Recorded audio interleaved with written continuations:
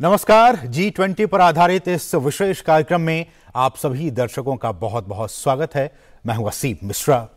जैसा कि आप सभी जानते हैं कि भारत ने बीते 1 दिसंबर से शक्तिशाली समूह G20 की अध्यक्षता संभाल ली है। ये प्रत्येक भारतवासी के लिए गर्व का विषय है। दरअसल विशेषज्ञों द्वारा वैश्विक देशों के इस बड़े समूह की अध्यक्षता करने के कई मायने समझाए जा रहे हैं। सीधे शब्दों में कहा जाए तो ये वैश्विक मंच भारत के बढ़ते महत्व को दर्शाने की एक बड़ी महत्वपूर्ण भूमिका निभाएगा। इस बीच हम आपको ये भी बताना चाहेंगे कि बीते कुछ वर्षों में ऐसे कई मौके आए हैं जब भारत की स्थिति वैश्विक मंचों पर लगातार मजबूत होती दिखाई दी है। ये पीएम मोदी के नेतृत्व में केंद्र सरकार के प्रयासों का ही नतीजा है कि न्यू इंडिया अब तेजी से आकार ले रहा है। दरअसल G20 समूह के भीतर विश्व के वे तमाम विकसित देश शामिल हैं जिनकी वर्ल्ड जीडीपी में करीब 85% की भागीदारी बताई जाती है। ऐसे में प्रत्येक भारतीय को इस सुनहरे मौके की अहमियत को पहचानते हुए देश के तेजी से बढ़ते कद को लेकर गौरवान्वित महसूस करना चाहिए। यहां यह कहना भी सही होगा कि आज भारत जिस मकाम पर पहुंचा है उसके पीछे हजारों वर्षों की एक बहुत बड़ी यात्रा जुड़ी हुई है। अनंत अनुभव भी जुड़े हुए हैं। हमने हजारों वर्षों का उत्कर्ष और वैभव भी देखा है। हमने विश्व के सबसे अंधकारमय दौर भी देखे हैं। हमने सदियों की गुलामी और अंधकार को जीने के लिए मजबूरी भरे दिन भी देखे हैं। फिर भी भारत अपनी विकास यात्रा में कभी नहीं रुका है। हाल ही में भारत को G20 की अध्यक्षता मिलना इस बात को दर्शाता है कि भारत वैश्विक ताकतों के बीच विश्व नेता बनकर उभरा है। आपको पता ही होगा कि हाल ही में इंडोनेशिया के बाली में G20 शिखर सम्मेलन के दौरान भारत को G20 की अध्यक्षता सौंपी गई। ऐसे में ये हम सभी देशवासियों की जिम्मेदारी है कि इन आशाओं और अपेक्षाओं से कहीं ज्यादा बेहतर हम करके दिखाएं। अब ये हमारी जिम्मेदारी है कि हम भारत की सोच और सामर्थ्य से, भारत की संस्कृति और समाज शक्ति से विश्व को परिचित कराएं। यह हमारा दायित्व है कि हम अपनी हजारों वर्ष पुरानी संस्कृति की बौद्धिकता और उसमें समाहित आधुनिकता से विश्व का ज्ञानवर्धन करें। तो आज के इस विशेष कार्यक्रम में हम बीते दिनों G20 से संबंधित बेंगलुरु और मुंबई में जो खास कार्यक्रम आयोजित किए गए उसकी क्या कुछ महत्ता है, उसकी क्या कुछ इंपॉर्टेंस है, हम इसको समझेंगे और जानने की कोशिश करेंगे कि आखिर इन कार्यक्रमों के भारत और विश्व के लिए क्या कुछ मायने हैं।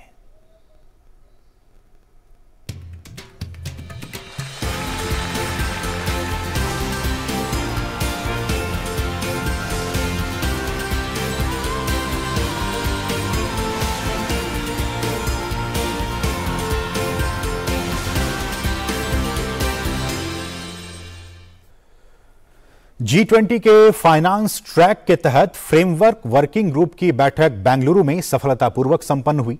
समूह ने बढ़ती खाद्य और ऊर्जा की कीमतों की वैश्विक चुनौतियों का समाधान करने के लिए आवश्यक और व्यापक आर्थिक नीतियों पर विस्तार से चर्चा हुई।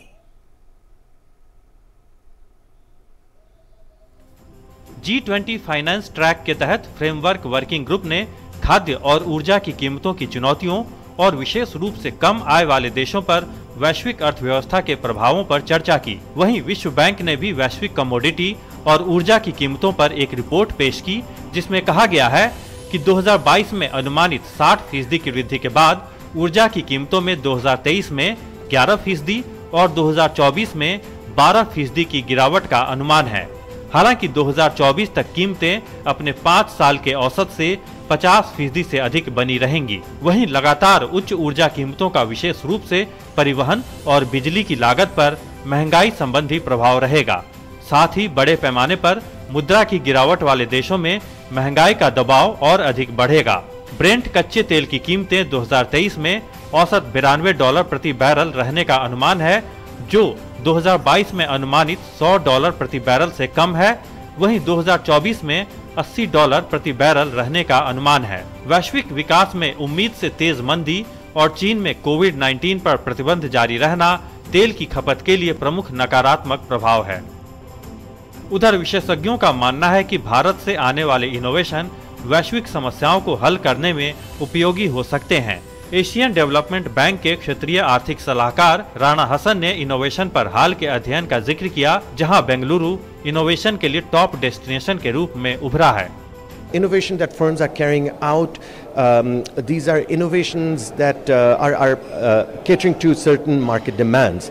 And we know that a lot of the challenges we are facing these days, there is a demand for this outside in whether it's in domestically, externally. So for example, take this issue of energy efficiency and new sources of energy.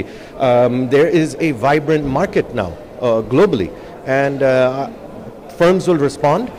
Working group ने खाद्य उत्पादन, मूल्य श्रृंखला, वितरण network की दक्षता और वैश्विक वस्तुओं और ऊर्जा की कीमतों को कम करने के लिए नवीन सिंचाई पद्धति पर भी चर्चा की। वहीं विचार विमर्श के दौरान कोविड के कारण बढ़ती श्रम लागत पर भी चर्चा की गई। Big responsibilities, big ambitions, Bharat की G20 अध्यक्षता का ये मूल मंत्र है। भारत ने ये जिम्मेदारी ली है इस वक्त जो वैश्विक चुनौतियां हैं उनका समाधान निकालने की। 8 वर्किंग ग्रुप जो फाइनेंस ट्रैक के अंदर आती हैं वो शेरपा ट्रैक के एजेंडे के लिए समाधान ढूंढने की कोशिश करती हैं। फाइनेंस कहां से आएगा ये समझने की कोशिश करती हैं। फ्रेमवर्क वर्किंग ग्रुप की पहली बैठक खत्म हो चुकी है। चर्चा हुई है महंगाई दर पर, ब्याज दर पर, फ्यूल और फूड क्राइसिस पर और उसके समाधान निकालने पर। कैमरामैन कुलदीप शर्मा के साथ अजय मिश्र, डीडी न्यूज, बेंगलुरु। और भारत की अध्यक्षता में G20 के वित्त और केंद्रीय बैंकों के उप प्रमुखों की बैठक के बाद प्रतिनिधियों ने बेंगलुरु के IISc में स्टार्टअप इकोसिस्टम से भी वो रूबरू हुए। G20 के प्रतिनिधि प्रदर्शित किए गए स्टार्टअप कार्यों से काफी वो प्रभावित दिखे।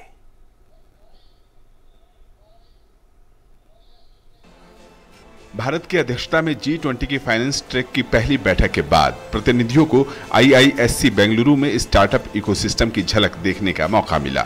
इस अवसर पर वित्त मंत्रालय में आर्थिक मामले के सचिव अजय सेठ और मुख्य आर्थिक सलाहकार V अनंत नागेश्वरन सेमीकंडक्टर और नैनो टेक्नोलॉजी से संबंधित स्टार्टअप की प्रदर्शनी में गहरी रुचि लेते दिखाई दिए। We were essentially giving them a glimpse of what the institute is all about in advanced science and education in the country. We have created many institutes in the country, and we hope that we have conveyed what IISc stands for. And we also took this occasion to sort of show them the finest labs that we have in the institute, that is Nanotechnology Center in the institute, and also showcase the Bangalore startup ecosystem, which arguably perhaps the best ecosystem for startups in the world. Arm of G20 visited us today so that they could get a glimpse about startups in the area of deep tech, including HAL, biotech, medtech, artificial intelligence, robotics, semiconductors, which India is embarking on in a big way. And they got to see areas in which India is coming up, how they could possibly potentially finance such that it could help their countries back there, and how it could possibly also result in products that could be helpful to them in the long run. G20 प्रतिनिधि मंडल के सदस्य प्रदर्शित किए गए startup कार्यों से काफी प्रभावित दिखे। कई मेहमानों ने तो इनमें से कुछ समाधान को अपने देश में शुरू करने की इच्छा भी व्यक्त की। Absolutely, I was taking a look at the unmanned aircrafts to deliver packages in difficult regions, and I think in places like Mexico where geography is a bit complicated, that could have a really large impact. I see that as a very useful technology. IISc में लगी startup प्रदर्शनी में अंतरिक्ष और भूस्थानिक प्रौद्योगिकी से लेकर विमान निर्माण और रोबोटिक्स शामिल हैं। कई लोगों का मानना है कि G20 प्रतिनिधि मंडल के दौरे से उन्हें अंतर्राष्ट्रीय स्तर पर पहुंचने में मदद मिलेगी। ये जो हम कमर्शियलाइज कर रहे हैं ये यही है, ये हमारा पूरा गैलियम नाइट्राइड की डिवाइस टेक्नोलॉजी है। तो हम जो बनाते हैं, पहले हम गैलियम नाइट्राइड वाली मटेरियल बनाते हैं। ये जो आप देख रहे हैं यहाँ पे, ये गैलियम नाइट्राइड मटेरियल है। गैलियम नाइट्राइड तो नेचर में नहीं आता है, we have to make it chemically. तो केमिकल मीन्स से इसका ये हम प्रिपेयर करते हैं और उसके बाद हम उसको सेवरल सेमीकंडक्टर प्रोसेसिंग स्टेप्स है, जो मैन्युफैक्चरिंग स्टेप्स के दौरान हम इसको उसके बाद ऐसे पैकेज डिवाइसेस बनाते हैं इसके साथ। एक एक्सरे मशीन देखिए, how huge it used to be, now we have POC, point of care, so that needs small tiny devices. Okay, so we also help them in making those devices like this. If you see, this is a gripper, वो cell को, human cell को grip करने के लिए ये game changer हो रहा है। IVF एप्लीकेशन इन विट्रो के लिए. So we have help with one IVF company, you know, वो भी यहीं के स्टार्टअप हैं, to help this oocyte egg cells. So this is going under clinical trial. So this is all you can do using MEMS technology. अगर G20 को सतत विकास लक्ष्यों को हासिल करने की प्रगति में तेजी लाना है तो आर्टिफिशियल इंटेलिजेंस का उपयोग करके पुराने डेटा सेट को फिर से जीवंत करने पर ध्यान केंद्रित किया जाना चाहिए और भविष्य में नए डेटा सेट उत्पन्न करने के लिए ड्रोन, जियो स्पेशियल मैपिंग और AI जैसे बिग डेटा एनालिसिस का सहारा लिया जाना चाहिए। भारत के पास इन दोनों मोर्चों पर दुनिया को देने के लिए बहुत कुछ है। बेंगलुरु से अजय मिश्र की रिपोर्ट, DD न्यूज। और इस कार्यक्रम में इन तमाम विषयों पर विस्तार से चर्चा करने के लिए हमारे साथ एक बहुत ही खास मेहमान इस वक्त जुड़ गई हैं। हमारे साथ हैं JNU के स्कूल ऑफ इंटरनेशनल स्टडीज के professor doctor Anshu Joshi. Anshu ma'am, आपका बहुत बहुत स्वागत है हमारे इस खास कार्यक्रम में। मैम, जैसा कि हमने अपने इस रिपोर्ट में कहा, शुरुआत फर्स्ट रिपोर्ट के साथ, और जैसा कि हमने जानते हैं कि बेंगलुरु में जिस तरह से फाइनेंस ट्रैक के तहत जो फ्रेमवर्क वर्किंग ग्रुप की बैठक हुई, उसमें बहुत सारे अहम आर्थिक विषयों पर चर्चा हुई, जिसमें कि सबसे प्रमुख ये रहा कि विश्व भर में रूस यूक्रेन युद्ध के बाद से जो बढ़ती खाद्य की कीमतें हैं उसको लेकर और साथ साथ ऊर्जा की कीमतों को लेकर, इसको लेकर तमाम चर्चाएं हुई इस बैठक में। क्या लगता है कि भारत, चूंकि इसकी अध्यक्षता कर रहा है G20 की, आने वाले वर्षों में भारत की क्या कुछ भूमिका हो सकती है खाद्य सुरक्षा के मामले में और साथ ही साथ एनर्जी को लेकर? भारत ने G20 की अध्यक्षता जब से स्वीकार की और ली, तब से वैश्विक स्तर पर हमने सभी देशों की तरफ से एक न सिर्फ प्रसन्नता देखी, एक आशा की किरण, और ये भी देखा कि हमारे देश से आज पूरे विश्व को बड़ी उम्मीदें हैं। और इस पर नहीं जाऊंगी कि भारत G20 के नए अध्यक्ष के रूप में किस तरह से तमाम अभी जो मुंबई में और बैंगलोर में जो पहले लेवल के सारी बैठकें हुई हैं शेरपा ट्रैक की और फाइनेंशियल ट्रैक की, उसमें क्या कुछ कर रहा है।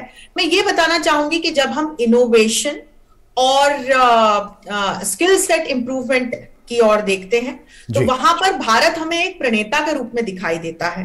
और भारत जिस तरह से इनोवेशन को और स्टार्टअप्स को बढ़ावा दे रहा है, वैश्विक स्तर पर भारत के इस प्रयास को बहुत सराहा गया, जैसा कि आपने अपनी रिपोर्ट में भी दिखाया। और जब हम G20 के सेट गोल्स को देखते हैं तो न सिर्फ खाद्यान्न सुरक्षा और ऊर्जा सुरक्षा, क्योंकि कोविड-19 और रशिया यूक्रेन युद्ध के साए में हम देख रहे हैं कि किस तरह से पूरा विश्व खाद्यान्न से जुड़े, ऊर्जा से जुड़े और भी तमाम मानवीय संकटों से जूझ रहा है। तो जब हम खाद्यान्न सुरक्षा और ऊर्जा सुरक्षा की बात करते हैं तो आज इनोवेटिव सस्टेनेबल सॉल्यूशंस की जरूरत है। आज ऐसे स्टार्टअप्स की जरूरत है जो ऐसे प्रोडक्ट्स, ऐसे सॉल्यूशंस हमें प्रदान कर पाए जिनके जरिए हम एक सस्टेनेबल डेवलपमेंट के साथ आगे बढ़ सके, चाहे अपनी जो हमारी जो एक सप्लाई चेन है उसको हम और रेजिलिएंट बना सकें। हमारे प्रधानमंत्री ने बार बार इस बारे में बात की है वैश्विक स्तर पर अनेक मंचों से। और जब हम ऊर्जा सुरक्षा की ओर देखते हैं तो वहां पर भी हम देखते हैं कि भारत एक अग्रणी भूमिका निभा रहा है। और अब G20 के एजेंडे पे आऊंगी तो चाहे रिन्यूएबल एनर्जी को बढ़ावा देना हो या हेल्थ केयर सिस्टम्स को इंप्रूव करना हो या जो सस्टेनेबल डेवलपमेंट गोल्स है पूरे विश्व के लिए उसके स्तर पर काम करना हो, या मल्टीलेटरल रिफॉर्म्स की बात हो, या स्टार्टअप्स की बात हो, या शिक्षा को बढ़ावा देने की बात हो, या विभिन्न प्रकार की जो सुरक्षा है उस पर काम करने की बात हो, तो ये तमाम बहुत क्लियर कट गोल्स भारत ने अपनी अध्यक्षता में सेट किए हैं। और इस पर हम देख रहे हैं कि किस तरह से जो सदस्य देश हैं वो साथ में आकर के आगे बढ़ रहे हैं। लेकिन और यही देखना महत्वपूर्ण होगा कि किस तरह से ये हमें धरातलीय स्तर पर सॉल्यूशंस के रूप में, एक एक्शन प्लान के रूप में नजर आए। लेकिन दिक्कत ये है, और सभी सदस्य देशों ने जिस बात को लेकर चिंता जाहिर की कि जो कम विकसित देश हैं, विकासशील देश हैं, या जो अल्प विकसित देश हैं, उन पर इन चीजों की जो मार है वो ज्यादा पड़ने वाली है। इसको लेकर हर कोई चिंतित है।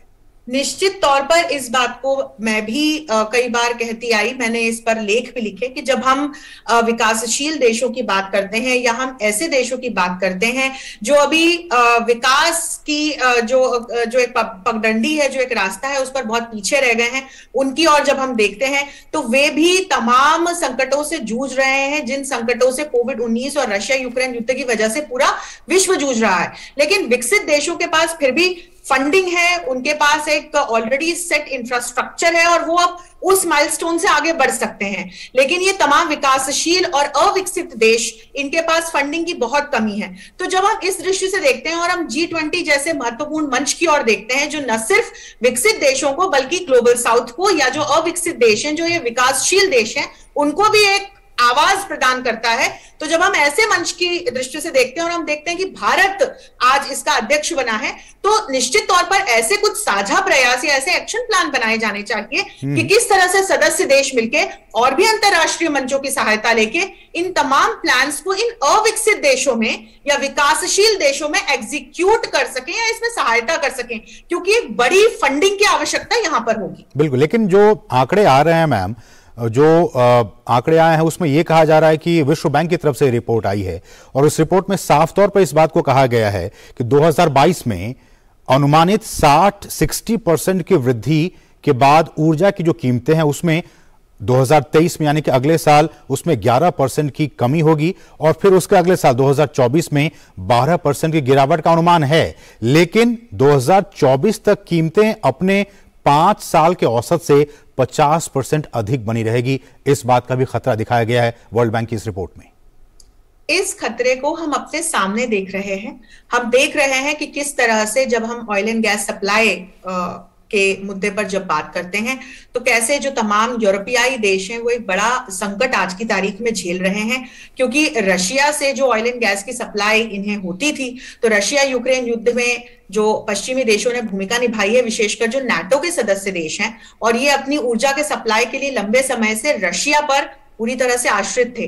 तो हमने देखा कि किस तरह से रशिया ने एक प्राइज गेम खेला और इसको सफलतापूर्वक खेलते हुए पुतिन ने तमाम यूरोपीय देशों में, नाटो सदस्य देशों में एक गंभीर न सिर्फ ऊर्जा का संकट उत्पन्न किया, वहां गंभीर आर्थिक संकट इसकी वजह से उत्पन्न हुए। तो निश्चित तौर पर आज जब हम ऊर्जा सुरक्षा की ओर देखते हैं तो एक बड़ा खतरा मंडराता हुआ दिखाई देता है। पिछले दिनों हमने देखा कि कैसे यूरोपियन यूनियन ने इसीलिए प्राइस कैपिंग की भी बात की जो रशिया से ऑयल एंड गैस सप्लाई होता है, लेकिन पुतिन ने ऐसे मानने से इनकार कर दिया और एक स्वाभाविक सी बात है क्योंकि वे यूरोपियन यूनियन के सदस्य नहीं हैं। तो जब हम इस दृष्टि से देखते हैं निश्चित तौर पर एक खतरा मंडराता हुआ दिखाई देता है। लेकिन यहीं पर मुझे लगता है कि न सिर्फ ऊर्जा के दूसरे स्रोतों की तरफ और ऑयल एंड गैस जो सप्लायर देश हैं, जो दूसरे देश हैं वेस्ट एशिया की तरफ, मेरे ख्याल से ये देश देखेंगे, इन्हें देखना होगा। और कहीं ना कहीं जो ये डिमांड और सप्लाई का जो मैकेनिज्म है इसको इन्हें और अच्छी तरह से सुदृढ़ बनाना होगा, एक सीमलेस सिस्टम क्रिएट करना होगा, तभी शायद जो ऊर्जा सुरक्षा से संबंधित चुनौतियां हैं उनसे ये तमाम देश मिलकर मुकाबला कर पाएंगे। एक थोड़ी सी दिक्कत और भी है मैम की, जिसमें कि हमारी वित्त मंत्री निर्मला सीतारमण ने अभी पार्लियामेंट में ये कहा कि देखिए जो विपक्षी इस बात का रोना रो रहे हैं कि डॉलर के मुकाबले रुपया बहुत गिर गया है, उन्होंने सिलसिलेवार तरीके से बताया कि जापानी मुद्रा, चीन की मुद्रा, फ्रांस की मुद्रा, ये तमाम मुद्राएं डॉलर के मुकाबले कहीं ज्यादा गिरी हैं, उसके मुकाबले भारत की रुपया बहुत कम उसमें गिरावट आई है। मेरा सवाल ये कि जिन देशों के रुपये में बहुत ज्यादा गिरावट आई है उस पे इन तमाम चीजों का क्या कुछ इंपैक्ट पड़ेगा? और दूसरी बात ये कि उसमें यह भी कहा गया इस वर्किंग ग्रुप की बैठक में, ये बात निकलकर सामने आई कि भारत में जो इनोवेशन हो रहे हैं, जो स्टार्टअप्स आ रहे हैं, वो इन तमाम चुनौतियों का एक कहीं ना कहीं समाधान पेश कर सकते हैं दुनिया के सामने। बिल्कुल, बहुत ही अच्छा प्रश्न। जब हम प्रश्न के पहले भाग को देखते हैं तो बिल्कुल मैं स्वयं इस बात को दृढ़ता के साथ मानती हूं और सामने रखती हूं कि जब हम वैश्विक स्तर पर जो चुनौतियां देशों के सामने है, विशेषकर जिस तरह का अर्थव्यवस्था का संकट कई देश झेल रहे हैं, हमने बीतों दिनों में देखा कि श्रीलंका की क्या स्थिति हुई। हम देख रहे हैं कि किस तरह से चीन में इस प्रकार का संकट गहरा गया है कि वहां के लोग अब धीरे धीरे विरोध प्रदर्शन पर उतर आए हैं। शी जिनपिंग पर उन्होंने भरोसा खो दिया है। हम देख रहे हैं कि हमारे पड़ोसी देश है वो किस प्रकार की गंभीर अर्थव्यवस्था के संकट से जूझ रहे हैं। हम देख रहे हैं पाकिस्तान में क्या हो रहा है। तो जब हम वैश्विक स्तर पर हम यूरोप में भी देख रहे हैं कि किस प्रकार से अनेक देश जो है, ब्रिटेन जैसा एक शक्तिशाली देश जो है, वो अपनी अर्थव्यवस्था की गंभीर चुनौतियों से जूझ रहा है। वहां तो प्रधानमंत्री तक को बदलना पड़ गया इस संकट की वजह से। तो जब हम इस दृश्य से देखते हैं तो मैं मानती हूं कि हमारी वित्त मंत्री ने जो स्टेटमेंट दिया है वो बिल्कुल सही बात है। भारत आज की तारीख में वैश्विक स्तर पर जब हम देखें तो अर्थव्यवस्था की दृष्टि से काफी अच्छा प्रदर्शन कर रहा है।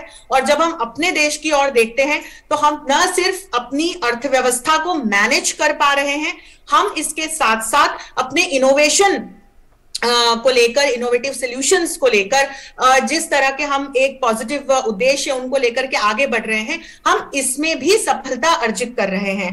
और न सिर्फ अपने राष्ट्रीय स्तर पर, हम अलग अलग अंतरराष्ट्रीय मंचों पर भी मल्टीलैटरली दूसरे देशों के साथ जुड़कर इस प्रकार से काम कर रहे हैं कि जो तमाम चुनौतियां हमारे सामने हैं, चाहे जब हम कोविड-19 की दृष्टि से देखें तो ब्रॉड स्पेक्ट्रम, चाहे वैक्सीन का रिसर्च एंड डेवलपमेंट हो या उनका निर्माण हो या उनका मास स्केल पे प्रोडक्शन हो, या हेल्थ केयर सिस्टम्स के इंप्रूवमेंट की बात हो, या फिर जब हम अर्थव्यवस्था की दृष्टि से देखें तो अपनी अपनी मुद्राओं को सुदृढ़ करने की बात हो, अर्थव्यवस्था से जुड़े संकटों को दूर करने की बात हो, बेरोजगारी को दूर करने की बात हो, तो इन तमाम चुनौतियों से हम सफलतापूर्वक निपट रहे हैं। और मुझे लगता है पूरे देश को इस समय सरकार के साथ खड़े होकर के जो जितने भी हमने ये एजेंडे तय किए हैं, इस पर आगे बढ़ने में उनकी सहायता करनी चाहिए। एक बात और भी निकलकर सामने आई मैम कि जो ट्रेडिशनल या फिर नॉन ट्रेडिशनल जो चैलेंजेस हैं भारत के सामने, पूरे विश्व के सामने, उसमें टेक्नोलॉजी का रोल अहम हो सकता है, आर्टिफिशियल इंटेलिजेंस का रोल अहम हो सकता है, क्योंकि हम जानते हैं कि भारत में बहुत सारे ऐसे स्टार्टअप्स हैं जो कि लगातार एआई की दिशा में काम कर रहे हैं। क्या आपको क्या लगता है कि प्रोस्पेक्ट आने वाले दिनों में, आने वाले 10 सालों में, 20 सालों में, 50 सालों में भारत इस दिशा में न सिर्फ भारत की समस्याओं को बल्कि वैश्विक समस्याओं को इन तकनीक की मदद से कैसे सॉल्व कर सकता है? देखिए, भारत आज से ही नहीं, हमारी हजारों वर्ष पुरानी सभ्यता रही है, भारतीय संस्कृति रही है, और हमने तकनीकी दृष्टि से बड़ा योगदान पूरे विश्व को दिया है। आप इतिहास के पन्ने उलटकर देख सकते हैं, मैं उस पर नहीं जाऊंगी। हमारा बहुत बड़ा योगदान, चाहे आप चिकित्सा जगत देखें या उस समय की इंजीनियरिंग की दुनिया देखें या आप साइंस एंड टेक्नोलॉजी की इन जनरल दुनिया देखें, भारत का बहुत बड़ा योगदान रहा है। तो जब हम अपने ताने बाने को देखते हैं तो तकनीकी रूप से आगे बढ़ना उसका एक हिस्सा है। और जैसा कि मैंने कहा कि भारत स्टार्टअप्स को बढ़ावा दे रहा है, भारत इनोवेशन को बढ़ावा दे रहा है, वैश्विक स्तर के जो आज जो चुनौतियां हैं उनसे निपटने के लिए भारत आज काम कर रहा है।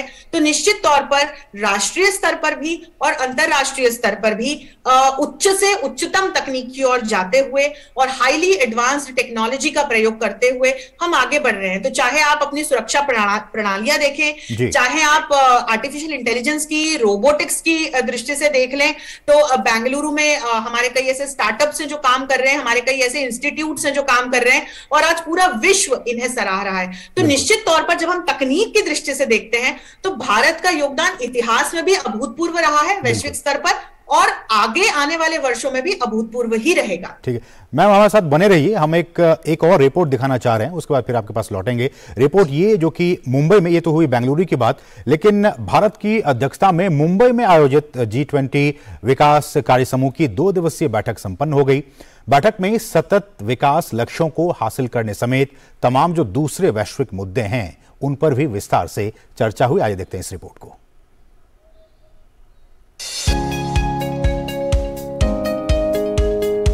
भारत की अध्यक्षता में मुंबई में आयोजित G20 के विकास कार्य समूह की 2 दिवसीय बैठक संपन्न हो गई। सतत विकास लक्ष्यों पर प्रगति में तेजी लाने के लिए सभी पक्षों की ओर से निर्णायक, सार्थक और सामूहिक कार्रवाई की आवश्यकता पर बल देने पर बैठक में आम सहमति बनी। Main crux, how can India use its presidency to fast track attainment of sustainable development goals. But we are very, very conscious of the fact that this is a recovery period. So we have picked certain dimensions. We have picked some very relevant dimensions which we think can really accelerate this process. बैठक में हिस्सा ले रहे प्रतिनिधियों ने life यानी पर्यावरण के लिए वैश्विक जीवन शैली के विचार पर सामूहिक रूप से काम करने की प्रतिबद्धता जताई। ये पहल भारत की G20 थीम एक पृथ्वी एक परिवार एक भविष्य के सामूहिक कार्यों के लिए दार्शनिक आधार प्रदान करती है। लाइफ का मकसद सहयोगी कार्यों के माध्यम से विकास और जलवायु के एजेंडे को एकीकृत करना है। For sustainable development goals is so important, and the India presidency, rightly so, is putting that at the top of their priorities. And G20, I think, is a perfect opportunity to discuss these issues with more depth. Information usually it could be delivered in different forms, in digital as well as on paper. So it's important not just to have data, but it should be objective, and there should be some standards for this. And I believe that in our country we could solve this problem, and we are ready to share our experience with other countries as well. हरित क्रांति संक्रमण जैसी योजना को भारत अपनी अध्यक्षता के दौरान आगे बढ़ाना चाहता है। योजना का जोर मानव कल्याण और सामाजिक न्याय के लिए, सामाजिक और आर्थिक अवसरों को बढ़ाने के लिए, चक्रीय अर्थव्यवस्था, पारिस्थितिकी तंत्र संरक्षण और हरित रोजगार के सृजन पर होगा। India has done tremendously well is in the area of digitization. How have we deployed digital technology for the benefit of the people of India? So if 1.4 billion people can benefit through digitization, maybe India has solutions that we can offer to the rest of the world. The way we have used Aadhaar, the way we have taken Aadhaar and tied it up with the mobile phone, the JAM triumvirate. So it is called Jan Dhan, Aadhaar and mobile.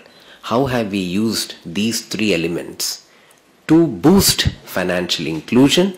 So all of these are very good examples of how we have used digitization and data to bring in developmental benefits to the people of the country. खाद्य, ईंधन और उर्वरक संकट का विकास पर प्रभाव, विकास के लिए डेटा का प्रभावी उपयोग और महिलाओं के नेतृत्व में विकास समेत दूसरे महत्वपूर्ण वैश्विक मुद्दों पर भी चर्चा हुई। जब दुनिया की 20 सबसे बड़ी अर्थव्यवस्थाएं एक साथ आती हैं और सतत विकास पे अपनी प्रतिबद्धता जताती हैं, तो ये सुनिश्चित करना जरूरी हो जाता है कि विकास की इस राह में कोई भी पीछे ना छूटे। इसीलिए भारत G20 की अपनी इस अध्यक्षता में ये जोर दे रहा है कि विकास सतत, मजबूत और समावेशी होना चाहिए। कैमरामैन YK लोकनाथ के साथ अमृतपाल सिंह, DD न्यूज, मुंबई। तो मुंबई में जिस तरह से ये कार्यक्रम हुआ और विकास कार्य समूह की बैठक हुई, इसके क्या कुछ मायने हैं, इसके क्या कुछ इंपॉर्टेंस है, हम इस पर चर्चा करेंगे अपने खास मेहमान के साथ। लेकिन उससे पहले यहां रुकेंगे छोटे से ब्रेक के लिए। आप देखते रहिए DD न्यूज। हमने फसल बीमा योजना को अधिक प्रभावी बनाया, उसके दायरे में ज्यादा किसानों को लाए। नहीं है डर, नहीं फिकर, मिली हमें नई डगर। फसल का करवा के बीमा, किसान की चिंता को छीना। हुआ सुरक्षित कल, सुरक्षित फसल निश्चित किसान। फसल बीमा सबका समाधान। आज ही प्रधानमंत्री फसल बीमा योजना से जुड़ें और फसल नुकसान से होने वाली आर्थिक हानि से निश्चिंत हो जाएं, ताकि प्राकृतिक और स्थानीय आपदा पर भी फसल नुकसान होने पर आप उसकी सही कीमत पाएं। प्रधानमंत्री फसल बीमा से जुड़ने के लिए आज ही नजदीकी कृषि कार्यालय, सहकारी समिति, बैंक शाखा, अधिकृत बीमा कंपनी या जन सेवा केंद्र में जाएं, क्योंकि सुरक्षित फसल निश्चिंत किसान। फसल बीमा सबका समाधान। कृषि एवं किसान कल्याण मंत्रालय, भारत सरकार। अरे वाह, लेजेंड की बैट, इससे तो मैं खेलूंगा। Future batting legend bat. इसमें जिसका नाम लिखा है बैट उसी को मिलेगी। अरे यार, देखा, अगर इस पे मेरा नाम नहीं लिखा होता तो कितनी दिक्कत हो जाती। इसलिए RBI कहता है बैंक अकाउंट हो या बैंक लॉकर, उसमें नॉमिनी का नाम जरूर दर्ज करें, ताकि आपकी जमा पूंजी उसी को मिले जिसे आपने नामित किया है। RBI कहता है जानकार बनिए, सतर्क रहिए। REC unleashes the potential of energy. REC funds energy, funding that catalyzes, funding that inspires, funding that transforms, for sustainability and reliability, for investment and development, adding value every day in every way. This is what our energy is. This is REC.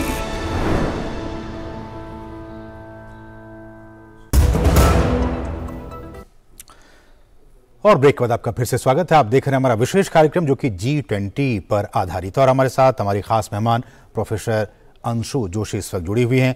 Professor Anshu ma'am, जैसा कि हमने इस report में कहा break से पहले कि जो मुंबई में जो विकास कार्य समूह की बैठक हुई उसमें इस बात पर कहीं ना कहीं जोर दिया गया कि पूरे वैश्विक स्तर पर जो विकास है वो सतत विकास हो, सस्टेनेबल डेवलपमेंट हो, मजबूत हो और समावेशी हो, इंक्लूसिव हो। इन तीनों परिप्रेक्ष्य में भारत की जो विचारधारा रही है उसको आप कैसे देखते हैं और वैश्विक स्तर पर इस दिशा में कहा गया है कि हमें इसको और भी तेजी लाने की जरूरत है, इसे आप कैसे देखती हैं? हमारे विषय में अंतरराष्ट्रीय राजनीति में जब हम अलग अलग सिद्धांत पढ़ते हैं तो हम एक 3 लेवल ऑफ एनालिसिस बताते हैं, यूनिट लेवल, स्टेट लेवल और ग्लोबल लेवल। तो यहाँ स्टेट लेवल एनालिसिस दरअसल एक राष्ट्रीय लेवल का जो एनालिसिस होता है। किसी भी मुद्दे को जब हम देखते हैं तो हम इन 3 लेवल्स पर देखते हैं, चुनौतियों के लिए, उससे जुड़े हुए समाधानों के लिए और उसके इम्पैक्ट के लिए। तो आप जिन उद्देश्यों की बात कर रहे हैं जिनको लेकर के आज G20 ही नहीं पूरा विश्व आगे बढ़ना चाह रहा है, तो जब हम भारत की ओर देखते हैं तो जो ये सस्टेनेबल डेवलपमेंट गोल्स हैं यूनाइटेड नेशंस के द्वारा तय किए गए और सस्टेनेबल डेवलपमेंट गोल्स को तय करने में और सस्टेनेबल डेवलपमेंट गोल्स एजेंडा तय किया गया है 2030 के लिए, इसमें भारत की एक बहुत बड़ी भूमिका रही है। और जब आप ये लिस्ट ऑफ एजेंडा देखते हैं और आप सारे उद्देश्य देखते हैं तो आप पाते हैं कि जो भारत के राष्ट्रीय उद्देश्य रहे हैं बड़े अच्छे उद्देश्य, समावेशी उद्देश्य रहे हैं। वो तमाम उद्देश्य आपको इस लिस्ट में नजर आते हैं और इसका जो असर है वो कहीं ना कहीं यूनिट लेवल पर, मतलब ग्रास रूट लेवल पर जो एक आम इंसान रह रहा है उसको एक खुशहाल जीवन प्रदान करना, उसको एक अच्छा जीवन प्रदान करना है। तो चाहे ऊर्जा सुरक्षा की बात हो, खाद्यान्न सुरक्षा की बात हो, मानव सुरक्षा की बात हो, भुखमरी से सुरक्षा की बात हो, तमाम तरह की जो ये सुरक्षा होती है और विकास, समावेशी विकास, इसको लेकर के आगे बढ़ने की बात है। तो ये हमेशा से भारत की नीति का, भारत की जब हम विचारधारा को देखते हैं तो उसका एक हिस्सा रहा है। भारत ने हमेशा वसुधैव कुटुंबकम की बात की है जी। पूरी पृथ्वी को, पूरे विश्व को एक परिवार के रूप में भारत ने देखा है। तो जब हम इन उद्देश्यों की ओर देखते हैं तो भारत सिर्फ अपने आप की ओर नहीं देखता, भारत पूरे विश्व की ओर देख रहा है कि ये तमाम उद्देश्य जो है ये वैश्विक स्तर पर पूरा होने चाहिए। और हमारे प्रधानमंत्री ने पिछले दिनों अपने एक भाषण में बड़ी महत्वपूर्ण बात की कि आज के जिस जमाने में हम रह रहे हैं, जिन चुनौतियों का हम सामना कर रहे हैं, तो हमें 2 चीजों की जरूरत है, स्केल और स्पीड। और हमने अपने जो पिछले कुछ दिनों में अचीवमेंट्स वैश्विक स्तर पर दिखाए हैं, चाहे वैक्सीन डिप्लोमेसी हो, जिस तरह से हमने 100 से भी अधिक देशों को एक रिकॉर्ड समय में अपने यहाँ वैक्सीन का रिसर्च एंड डेवलपमेंट करके कोविड के अगेंस्ट, और जिस तरह से हमने भेजा, जिस तरह से सहायता की, वैश्विक स्तर पर हमारी दोनों ही चीजों को, स्केल को और स्पीड को सराहा गया। तो इसी स्केल और स्पीड को लेकर के इन उद्देश्यों पर वास्तविक एक्शन प्लान बना करके आज आगे बढ़ने की आवश्यकता है। और मुझे लगता है कि G20 के अध्यक्ष के रूप में भारत यही करने वाला है। बिल्कुल। लेकिन अंशु मैम, अभी बीते दिनों प्रधानमंत्री ने इस बात को दोहराया भी था कि भारत की जो स्थिति है न सिर्फ पारंपरिक तौर पर बल्कि अभी भी लाइफ, उन्होंने एक मंत्र दिया लाइफ का, लाइफ स्टाइल फॉर एनवायरनमेंट। हमारी जो विचारधारा रही है वो बिल्कुल इसके सटीक रही है कि हम इसके प्रकृति के अनुकूल हमारा जो जीवन यापन है वो रहा है, सदियों से रहा है। लेकिन वैश्विक स्तर पर इस तरह की गतिविधियां होती रही हैं जिससे कि पर्यावरण को काफी नुकसान पहुंचा है। तो इसमें, इस बैठक में इस बात को भी दोहराया गया कि जो लाइफ स्टाइल का जो मंत्र दिया गया है उसको भी तमाम देश प्रतिबद्धता से लागू करें। बहुत अच्छी बात आपने कही। जब हम अपनी भारतीय जीवन शैली को और भारतीय संस्कृति की ओर देखते हैं तो हम मानते हैं कि कण कण में, पत्ते पत्ते में ईश्वर है, और इसीलिए हम प्रकृति की पूजा करते हैं और इसीलिए हम मानते हैं कि हम प्रकृति का संरक्षण कर रहे हैं तो प्रकृति हमारा संरक्षण कर रही है। तो जब आप भारतीय जीवन शैली को देखें तो हमारे लिए पर्यावरण और हम हम यानी मनुष्य, हम साथ साथ पैरेलली साथ में आगे बढ़ते हैं। लेकिन जब हम विकास और पर्यावरण की ओर देखते हैं तो निश्चित तौर पर औद्योगिकीकरण की वजह से अंधाधुंध जिस तरह से जंगल काटे गए, पूरे वैश्विक स्तर पर जिस तरह से विकास की कीमत हमने पर्यावरण की बलि देकर के चुकाई है, तो उसका गंभीर परिणाम आज पूरा विश्व देख रहा है कि किस प्रकार से अलग अलग स्तर पर अलग अलग प्रकार के खतरे हमारे सर्वाइवल के लिए मंडरा रहे हैं। तो इसी को लेकर के वैश्विक स्तर पर न सिर्फ क्लाइमेट चेंज कंटेनमेंट जैसा मुद्दा हो, या जब हम ओवरऑल एक अम्ब्रेला लेवल पर देखते हैं तो पर्यावरण संरक्षण की बात हो, आज वैश्विक स्तर पर देश साथ में अंतरराष्ट्रीय मंचों पर आकर के और इस प्रकार की के प्लान्स बना रहे हैं, इस प्रकार के अग्रीमेंट्स बना रहे हैं, इस प्रकार का नॉर्मेटिव फ्रेमवर्क बना रहे हैं कि जिससे पर्यावरण का संरक्षण किया जा सके। और जब हम पर्यावरण संरक्षण की बात करते हैं तो यहां पर भी भारत एक प्रणेता के रूप में हमें दिखाई देता है, क्योंकि हमारे प्रधानमंत्री ने बार बार बीते वर्षों में इस बात पर फोकस किया है, इस बात को वैश्विक मंचों से कहा है कि प्रकृति को, पर्यावरण को बचाना हमारे लिए बहुत महत्वपूर्ण है। और भारत की जीवन शैली में, भारत के विचारधारा में, भारत की संस्कृति में पर्यावरण हमारे अंदर ही है, हम पर्यावरण के अंदर हैं। तो मुझे लगता है कि इन तमाम चीजों को लेकर वैश्विक स्तर पर भी एक जागृति आई है और आगे आने वाले समय में हमें इस प्रकार के समाधान, या जिस तरह से हम अपने स्टार्टअप्स के जरिए इनोवेटिव सॉल्यूशंस पूरे विश्व के समक्ष प्रस्तुत कर रहे हैं, तो हो सकता है कि हम टेक्नोलॉजी के साथ अपने जो संस्कृति है उसको मिला करके कुछ इस प्रकार के समाधान वैश्विक स्तर पर भी प्रस्तुत कर सकते हैं। बिल्कुल बिल्कुल, तो बहुत ही महत्वपूर्ण बातें आप कह रही हैं और जिस तरह से इस बात को भी वहां पर रेखांकित किया गया कि आने वाले दिनों में, हालांकि भारत ने पहले ही कह रखा है कि 2070 तक हम बिल्कुल भी कार्बन न्यूट्रल देश बनने की दिशा में अग्रसर हैं और तमाम हम सभी जानते हैं कि उस दिशा में लगातार कदम भी उठाए जा रहे हैं। इस मुंबई में जो बैठक हुई उसमें ग्रीन जॉब्स को लेकर भी बातचीत हुई, ग्रीन इकोनॉमी हो, ग्रीन जॉब्स हो, इसको लेकर भी मैम हम आपसे चर्चा करेंगे। लेकिन उससे पहले यहाँ रुकें एक और छोटे से ब्रेक के लिए। आप देखते रहिए डीडी न्यूज।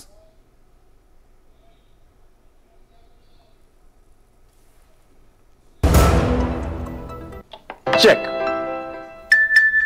जाना पड़ेगा। अरे गेम छोड़ के 1 महीना हो गया कंप्लेंट किए हुए, बैंक रिफंड ही नहीं कर रहा है। कंप्लेंट करनी है। अरे बैठिए बैठिए, यहीं से कर लीजिए आरबीआई के ओम्बुड्समैन को। कैसे? आरबीआई अधिकृत बैंक, एनबीएफसी या डिजिटल लेन देन के जितने भी प्लेटफॉर्म्स हैं, उनकी शिकायत आप कर सकते हैं घर बैठे बैठे आरबीआई के सीएमएस पोर्टल पर। ये हो गया चेकमेट। कंप्लेंट करेंगे क्या? आरबीआई कहता है जानकार बनिए, सतर्क रहिए। REC unleashes the potential of energy. REC funds energy. Funding that catalyzes. Funding that inspires.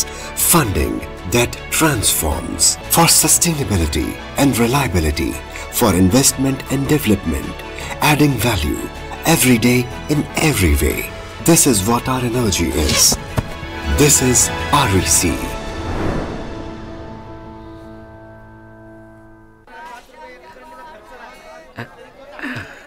हाँ, जैसे सही वजन से ग्राहक होते हैं खुश, वैसे ही सही सुरक्षा से परिवार होता है कल की चिंता से मुक्त। इसलिए मेरी मानो, आज ही जुड़िए प्रधानमंत्री जीवन ज्योति बीमा योजना और प्रधानमंत्री सुरक्षा बीमा योजना से, जो देती हैं 2-2 लाख रुपए का बीमा। दिखाइए समझदारी, निभाइए जिम्मेदारी। आज ही अपनी नजदीकी बैंक शाखा या डाकघर जाकर इन योजनाओं से जुड़ें। और ब्रेक बाद आपका फिर से स्वागत है। G20 के प्रतिनिधियों ने मुंबई के संजय गांधी राष्ट्रीय परिसर में स्थित विश्वविख्यात प्राचीन कान्हेरी की गुफाओं का भी दौरा किया। आप भी देखिए।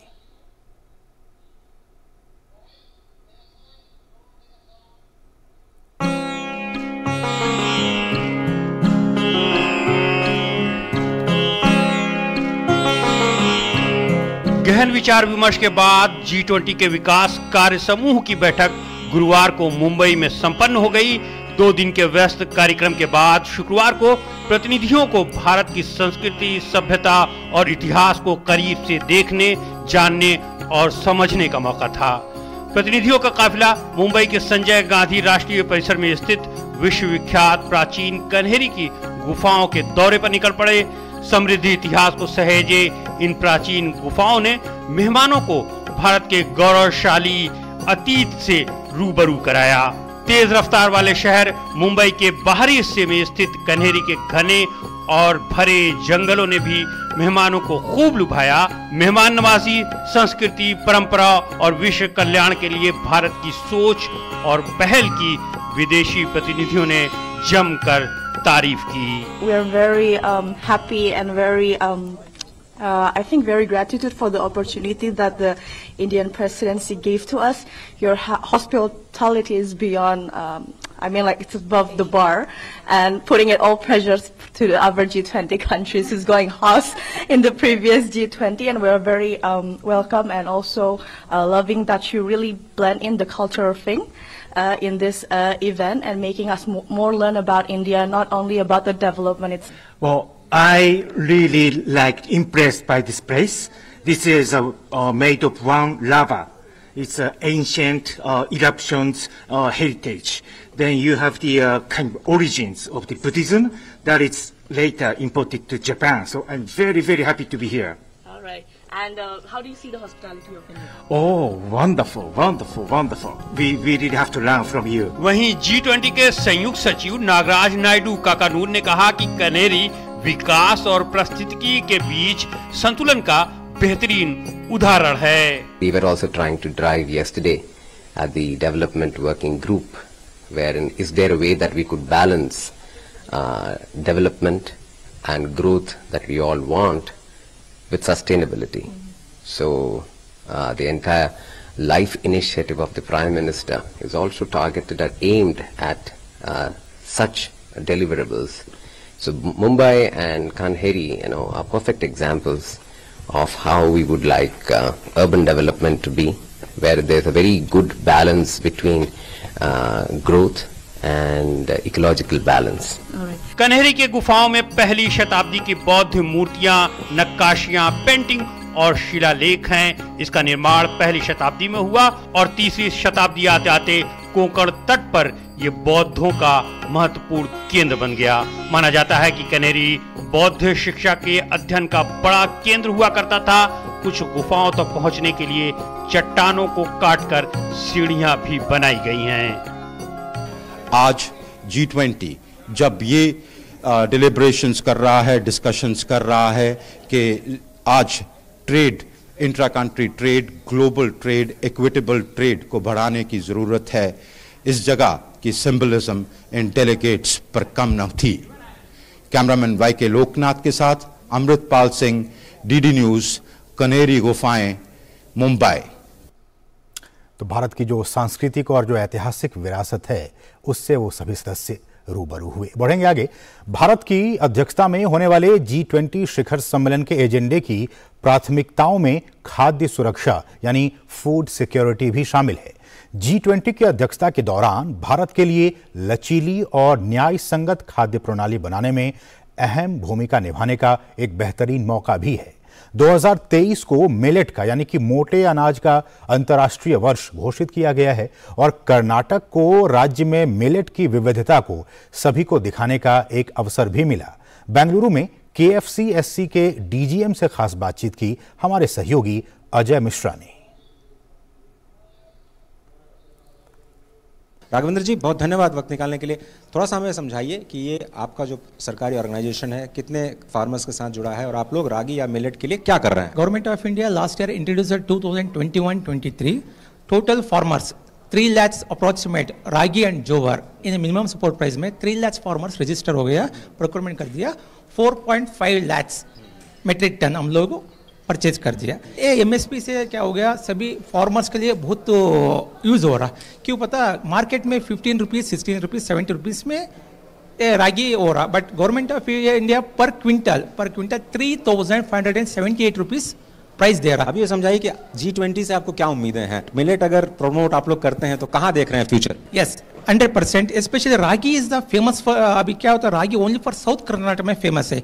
अभी हम लोग गवर्नमेंट ऑफ कर्नाटक सभी हम लोग क्या कर प्रमोट कर रहा है, नेशनल लेवल में प्रमोट कर रहा है। लास्ट 2 ईयर से हम लोग नेशनल लेवल में प्रमोट कर रहा है। बट फ्यूचर में क्या होता ऑल ओवर में इंडिया किया तो प्रोडक्शन भी ज़्यादा होता, डिमांड भी ज़्यादा होता, ऑटोमेटिकली फार्मर्स को हम लोग अच्छा पैसे दिया था। दैट मीन्स पर क्विंटल 3,578 रुपीज़ दिया तो क्या होता है ये लोग ज़्यादा ग्रो उनको हो सकता है। अगेन फार्मर्स के लिए अच्छा एडवांटेज भी मिलता है, इंटरनेशनल में ब्रांड हो जाता है, इंटरनेशनल में पॉपुलैरिटी हो जाता है। जी ये क्या क्या वैरायटीज़ हैं आपके पास, थोड़ा सा समझाइए। हमारे पास 9 तरह की मिलेट्स है, इसमें 5 वो मेजर मिलेट्स है और बाकी सब वो माइनर मिलेट्स है। मैं एक एक बताऊं, ये हमारा प्रोसो मिलेट है। ये मिलेट आप लेंगे तो आपको रेस्पिरेटरी प्रॉब्लम्स, लंग डिसीजेस के लिए वो बहुत अच्छा होगा। और उसके बाद फिंगर मिलेट, ये मिलेट कर्नाटका में, ये अभी इंडिया में दूसरे, हमारा स्टेट दूसरे पोजीशन में है। और ये मिलेट में हमको कैल्शियम बहुत ज़्यादा है, दूध से भी ज़्यादा है। 100 ग्राम्स में 350 मिलीग्राम्स कैल्शियम ही होगा। हमारे साथ स्टेट ऑफिशियल्स मैडम भी हैं, उनसे भी थोड़ा सा हम समझने की कोशिश करते हैं। ये थोड़ा सा हमें बताइए कि इन प्रोडक्ट की डिमांड किस तरह से बढ़ रही है। There are so many products like value added products like diabetic health drink, ragi laddus, cookies, you can see here, like there are so many products. Now it's the best opportunity for the farmers to market their products also. G20 के बाद इससे और भी इसको focus मिलने जा रहा है। Yeah, after the G20 I think it will go for an international level. We are expecting it. ये बड़ी बात है कि जो इंटरनेशनल फोकस है वो बढ़ रहा है धीरे धीरे। और ये जो रागी पे या फिर मिलेट पे जो फोकस कहें इंटरनेशनल ईयर के तौर पे जो मनाया जाने वाला है, वो विन विन सिचुएशन पैदा करता है फार्मर्स के लिए भी, कंज्यूमर्स के लिए भी, और जो कंपनीज इन फार्मर्स के साथ जुड़ी हुई हैं उनके लिए भी। कैमरामैन कुलदीप शर्मा के साथ अजय मिश्र, DD न्यूज़, बैंगलोर। तो जैसे कि हम सभी जानते हैं कि अगले वर्ष 2023 को भारत की तरफ से ये एक रिक्वेस्ट की गई थी यूएन को, और यूएन ने इसको मान लिया। यूएन ने अगले साल 2023 को अंतर्राष्ट्रीय मोटा अनाज वर्ष घोषित कर दिया है और भारत के लिए वाकई एक बहुत ही सुनहरा अवसर है। हम इस पर चर्चा करेंगे। हमारे साथ हमारी जो खास मेहमान हैं प्रोफेसर डॉक्टर अंशु जोशी, वो इस वक्त जुड़ी हुई हैं। मैम, जैसा कि हमने कहा कि अंतर्राष्ट्रीय मिलेट ईयर घोषित किया गया 2023 को, हम इस विषय पर आए, लेकिन जो मेरा पहला सवाल था कि इस विषय पर भी चर्चा हुई मुंबई में कि जो एक ग्रीन इकोनॉमी है उसकी तरफ हमें आगे बढ़ना चाहिए, और ग्रीन इकोनॉमी की तरफ जब हम आगे बढ़ेंगे तो उससे ग्रीन जॉब्स जो है वो भी क्रिएट होंगे। इस पर आपकी टिप्पणी। देखिए, ग्रीन इकोनॉमी की जब हम तरफ देखते हैं तो हम समझे सबसे पहले कि ग्रीन इकोनॉमी क्या है। इस प्रकार की अर्थव्यवस्था जिसमें हम विकास करें लेकिन पर्यावरण की बलि देकर नहीं। तो पर्यावरण पर कोई प्रहार न हो, बायोडाइवर्सिटी को हम बढ़ाते हुए विकास करें, बायोडाइवर्सिटी को सुरक्षित रखते हुए हम विकास करें, कार्बन फुटप्रिंट को कम से कम करते और रखते हुए हम विकास करें। तो ये कुछ मुख्य तत्व हैं, मूल तत्व हैं ग्रीन इकोनॉमी के। और जब हम ग्रीन इकोनॉमी की तरफ देखते हैं तो हमें कुछ पिलर्स हैं जो इसके एक्सपर्ट्स सामने रखते हुए नजर आते हैं। तो चाहे फिर एफिशिएंट वेस्ट मैनेजमेंट हो, या एफिशिएंट वाटर मैनेजमेंट हो, या सस्टेनेबल ट्रांसपोर्ट सिस्टम्स की ओर जाना हो, या रिन्यूएबल एनर्जी का प्रयोग हो, तो ये जो तमाम कुछ मुख्य पिलर्स हैं ये ग्रीन इकोनॉमी के पिलर्स हैं। और इन पर एक्सपर्ट्स कहते हैं इकोनॉमिक्स के कि हमें विकास करना चाहिए। तो निश्चित तौर पर जब हम ग्रीन इकोनॉमी को अपनाते हुए आगे बढ़ेंगे तो ग्रीन जॉब्स क्रिएट होंगे। अब ये ग्रीन जॉब्स क्या हैं? ये ऐसे जॉब्स हैं जो प्रकृति का दोहन ना करते हुए प्रकृति को पोषित करते हो और विकास करते हो। तो हम एक एग्रीकल्चर को आगे बढ़ाएं और इस तरह से बढ़ाएं कि ग्रीन इकोनॉमी के प्रिंसिपल्स का हम इस्तेमाल करते हुए आगे बढ़ाएं। तो निश्चित तौर पर हमारे सामने जो रोजगार के अवसर हैं वो भी बढ़ेंगे, क्योंकि यहां हम तकनीक का भी प्रयोग करेंगे। तो जो तकनीक से जुड़े हुए लोग हैं उनको भी यहां पर रोजगार के अवसर मिलेंगे। और यहां पर इनोवेशन भी आ जाता है। तो यहां जो इनोवेशन करने वाले लोग हैं उनको भी कई अवसर मिलेंगे। तो ये अपने आप में एक नया बड़ा महत्वपूर्ण विषय है। बहुत अच्छी बात है कि आपने इस पर प्रश्न पूछा, और इसे विभिन्न संगठनों में, विभिन्न अंतरराष्ट्रीय मंचों पर इस पर बात की जा रही है। और निश्चित तौर पर ग्रीन इकोनॉमी को बढ़ाते हुए हमें देशों को ये संकल्प लेना चाहिए कि हम आगे बढ़ें। और इसी कड़ी का हिस्सा हमें नजर आता है कि हमने यूनाइटेड नेशंस से दरखास्त की। हम फूड सिक्योरिटी पर एक अपना एक महत्वपूर्ण योगदान दे रहे हैं। और हमने जो है इसको ईयर ऑफ मिलेट्स घोषित करवाया अगले वर्ष को। तो मोटा अनाज जो है, और जब हम भारत में देखते हैं, अपनी जीवन शैली को देखते हैं, हमारे प्रोडक्शन को देखते हैं, तो मोटे अनाज को एक वैश्विक स्तर पर प्रमोट करने के लिए बात की जा रही है। तो हम एशिया को देखें, for that matter Latin America को देखें, तो इन तमाम विकासशील देशों के लिए बड़ा सुनहरा अवसर है कि हम एक तो उत्पादन की ओर देखें, फिर हम एक्सेसिबिलिटी की ओर देखें, फिर हम ऐसी सप्लाई चेन बनाएं, ऐसा एक मैकेनिज्म क्रिएट करें कि वैश्विक स्तर पर हम उत्पादन करके और इसको जो भी दूसरे देश हैं वहां पर इसका हम निर्यात कर सकें। तो निश्चित तौर पर इससे न सिर्फ भारत को बल्कि भारत के जैसे कई जो इमर्जिंग इकोनॉमीज हैं, इमर्जिंग पावर्स हैं, उन जो नेचुरल रिसोर्सेज पर बेस्ड है जिनकी इकोनॉमीज, उनको एक सुनहरा अवसर मिलेगा। तो निश्चित तौर पर एक बहुत महत्वपूर्ण कदम है। बिल्कुल। हम इस कार्यक्रम के आखिरी पड़ाव पे पहुंच चुके हैं मैम। मेरा आखिरी सवाल आपसे ये होगा कि G20 की अध्यक्षता भारत को मिलना, और हम देखें कि बहुत ही सफलतापूर्वक हमने मुंबई में भी और बेंगलुरु में भी इस कार्यक्रम को संचालित किया। क्या कुछ देखते हैं भविष्य भारत का आने वाले वर्षों में? और जैसा कि हम कह रहे हैं कि 2047 तक भारत को एक विकसित देश बनाना है, उस दिशा में भारत G20 की अध्यक्षता मिलना और वैश्विक मंच पर भारत को एक नई पहचान मिलना, भारत की ताकत को अब विश्व बहुत ही बारीकी से समझ रहा है, देख रहा है। कैसे आप देखती हैं आने वाले वर्षों को? देखिए, पिछले कुछ वर्षों में हमने देखा कि चाहे विश्व राजनीति का मंच हो या कूटनीति का मंच हो, भारत एक बड़े प्रणेता के रूप में वैश्विक स्तर पर आगे बढ़ा है, पहचाना जाने लगा है, भारत की शक्ति की पहचान होने लगी है। और जब हम भारत की ओर देखते हैं तो आज का भारत मुखर भारत है, आज का भारत प्रखर भारत है, लेकिन साथ के साथ वो सर्वे भवन्तु सुखिनः की भावना को लेकर, वसुधैव कुटुंबकम की भावना को लेकर के आगे बढ़ता हुआ नजर आता है। और जब हम वैश्विक स्तर पर देखते हैं तो दुनिया खेमों में बटी हुई दिखाई देती है विश्व राजनीति की दृष्टि से, पर भारत जैसा देश किसी खेमे का सदस्य नहीं नजर आता। अब हमारे विदेश मंत्री इस बात को स्पष्ट भी कर चुके कि हम जहां जहां अच्छे उद्देश्य होंगे वहां वहां हम साझा होकर के काम करना चाहेंगे। तो हम एक तरह से कहीं नहीं भी हैं और हम सभी जगह हैं। और जब हम इस दृष्टि से G20 के मंच को देखते हैं तो हमें एक बहुत ही महत्वपूर्ण अभूतपूर्व अवसर मिला है, एक अध्यक्ष के रूप में ग्लोबल साउथ की आवाज बनते हुए इस प्रकार के उद्देश्यों को कार्यान्वयन की ओर ले जाने का, जिन पर लंबे समय से वैश्विक स्तर पर बात होती चली आई है। तो मुझे पूरा विश्वास है कि आगे और 40 ऐसे कार्यक्रम भारत करने वाला है सितंबर तक, जब तक G20 का प्रमुख सम्मेलन नहीं होता। तो भारत निश्चित तौर पर एक प्रणेता के रूप में पहचाना जाएगा। चलिए, बहुत बहुत शुक्रिया doctor professor Anshu Joshi ma'am, आपका हमारे साथ जुड़ने के लिए और इन तमाम विषयों पर हमारे साथ जानकारी साझा करने के लिए आपका बहुत बहुत शुक्रिया।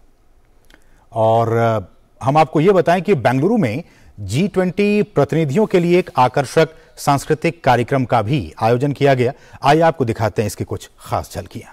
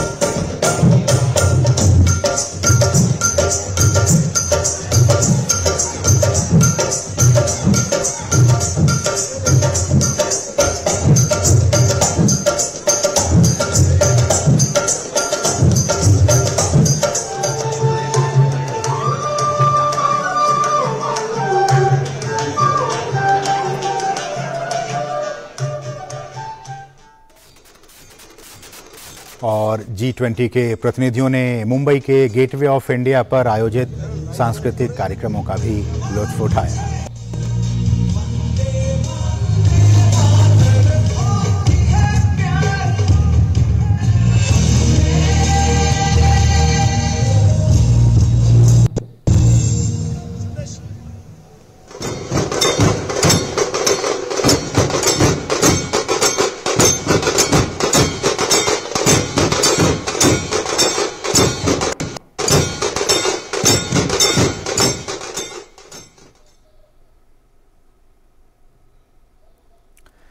तो आज के इस विशेष कार्यक्रम में बस इतना ही। आपसे विदा लेने से पहले हम आपको छोड़े चलते हैं मुंबई में हुई G20 विकास कार्य समूह के गतिविधियों की बैठक के दौरान हुए रंगारंग सांस्कृतिक कार्यक्रम की कुछ खास झलकियों के साथ। आप इसका लुत्फ लीजिए और हमें दीजिए अनुमति।